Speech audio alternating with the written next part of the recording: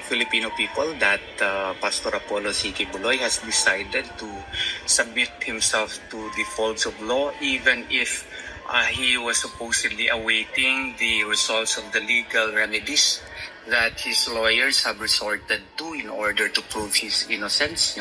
Why did he do this? He did this simply because of the fact na ayaw na niyang hindi na niya matiis pa ng kanyang puso na makita yung kanyang mga followers whose rights are being trampled upon, where the arrest warrant has been converted into a license to turn the KOJC compound into a police garrison, where his beloved cathedral, the KOJC Cathedral, has been turned into a command post of the police, where the JMC school has been converted into a mining pit, and one of his members died, scores got injured, and his vehicles, or the company's vehicles affiliated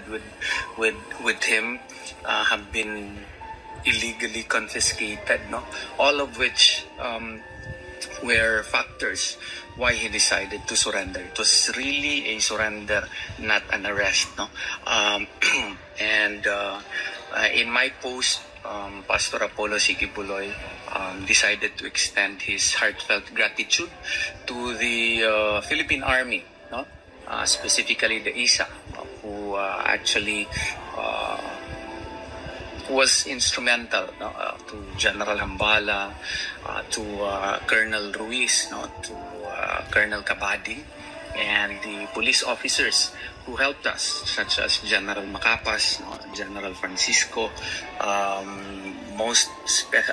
would like to make mention also of retired Colonel Sosa and Colonel Tulijun Kaduyak, Major Edgardo Bahan, Colonel Mangahis, and most especially the good General, Major General Benjamin Silo of the Eastern Command of the PNP, because they were really instrumental in convincing Pastor Apollo C. Quiboloy to submit to the folds of the law.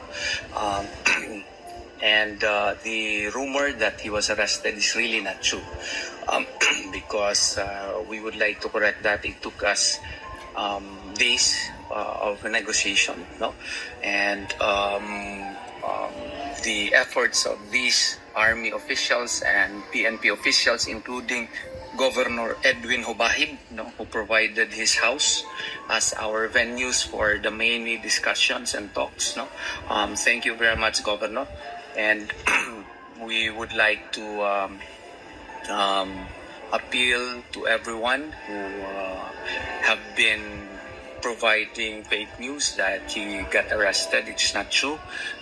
Please be guided that he voluntarily surrendered to the folds of the law. Correct. And that is the real news of the matter, and even the PNP acknowledged that.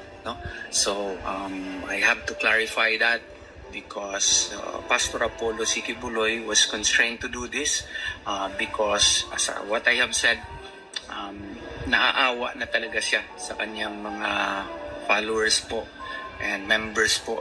Ayaw na niya maglala pa yung sitwasyon.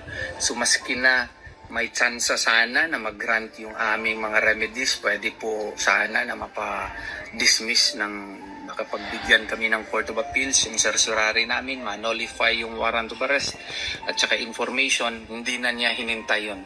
Nag-surrender na siya para harapin ang mga kaso na na-file sa kanya ng isang tao lamang. Isang tao lamang.